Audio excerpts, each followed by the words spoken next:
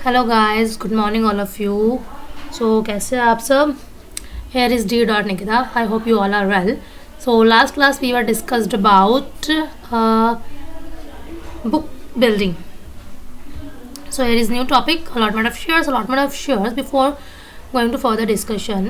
So basic meaning allotment of shares क्या होता है कि आपने जितना अप्लाई किया चाहिए, जितना एप्लीकेशन डाली है उसमें से आपको कितना अलॉट हो, या तो फुली अलॉट हो जाता है या फिर आपको प्रोराटा बेसिस पे अलॉट होता है।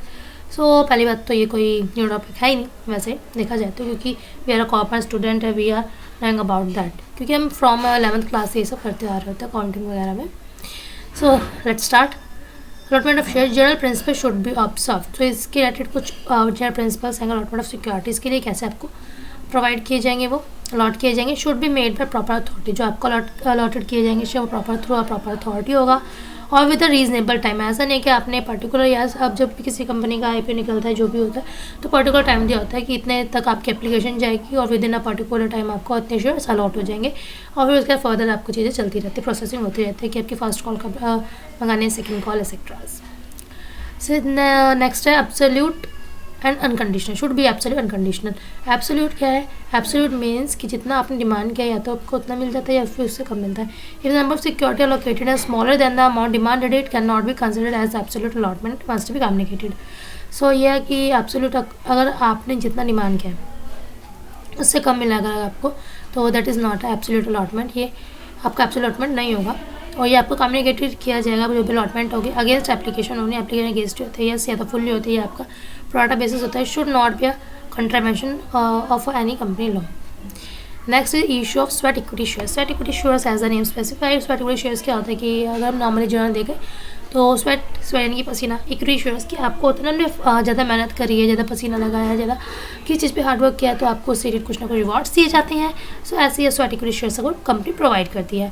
इसके लिए स्पेशल रेजोल्यूशन पास करना होता है। Date of such issue not less than 1 year.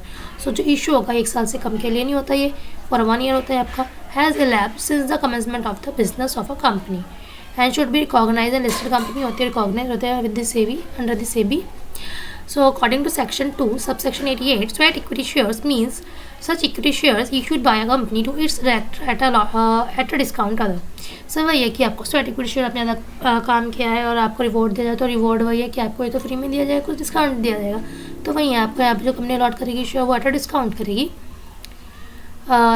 Then cash for providing their know how and making available rights. तो कुछ राइट्स से आते हैं आपको इंटेलेक्चुअल प्रॉपर्टी राइट्स और या फिर कुछ value addition by whatever name, कुछ भी नेम से आपको दिया जा सकता है स्वेट इक्विटीज़ में।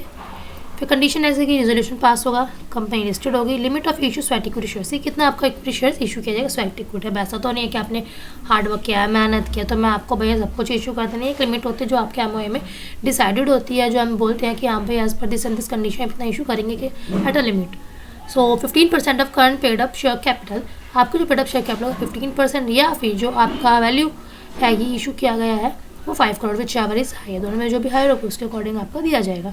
नेक्स्ट है assurance of a company. Sweat equity share shall not exceed 25% of company paid up share capital.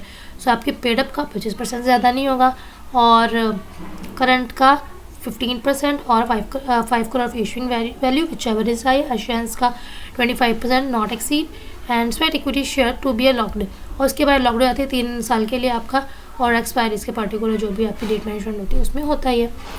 So board report में डिस्क्लोज किया जाता है आपका कि कौन सी क्लास ऑफ डायरेक्टर हो, आपने किसको इशू किया है, कौन सी क्लास ऑफ शेयर्स था, रीजन जस्टिफिकेशन दी जाती है, उसके रिगार्डिंग टीएनसी अप्लाई होती है। एक पर्टिकुलर फॉर्मूला के अकॉर्डिंग दिखाया जाता है कि हमने इसके थ्रू इसको इशू किया है। और percentage of sweat equity shares of a total pass issued by paid up share capital. तो हम देखते हैं लास्ट ईयर्स में हमने जो सब किया है, जो भी हमारी प्रोसीडिंग्स रही है और जो भी हमने किया है इशू शेयर्स किया है उसके अकॉर्डिंग हम करंट का करते हैं। तो छोटा सा रिकैप ले लेते हैं इसको दोबारा हम। Allotment of share which is basically कि हमें इतना अप्लाई किया उसके अकॉर्डिंग आपको फुली अलॉट किया जाता है या प्रोडक्ट बेसिस पर अलॉट किया जाता है। तो उसके कुछ जनरल प्रिंसिपल है कि बाय द प्रॉपर अथॉरिटी आपको अलॉट किया जाएगा within a reasonable time and ये should be absolute unconditional. Absolute कि आपने जितना डिमांड किया उसके अकॉर्डिंग आपको फुल्ली दे दिया गया है, या तो आपका एब्सोल्यूट अदरवाइज वो एब्सोल्यूट नहीं माना जाता है, आपका मस्ट भी कम्युनिकेट किया जाएगा या आपको आपके अकॉर्डिंग टू एप्लीकेशन दिया जाएगा। ये should not be a contravention by company law, other law. Issue of security share दिया जाता है कि अपने भैया रिवॉर्ड्स के तौर पे दिया जाता है, या आपको स्पेशल रिजोल्यूशन पास होगा और ये 1 ईयर के अंदर आपको इशू कर दिया जाएगा and elapse the commencement of business of a company should be recognised होगा आपका जो लिस्टिंग कंपनी होगी.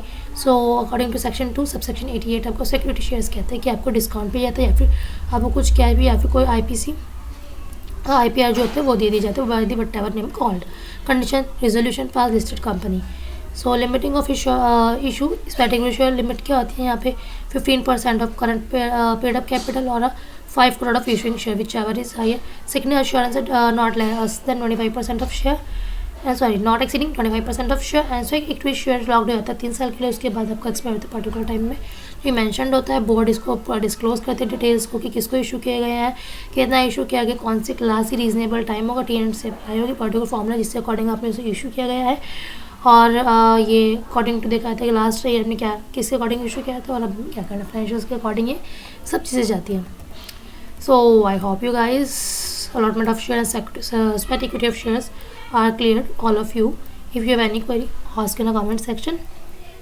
And if you like this video, please hit the bell icon for never miss an update. And मिलते हैं next class में. Next class में we will discuss about employee stock option scheme. हम ये करेंगे. Bye bye. See you soon. मिलते हैं जल्दी with T. Nikita.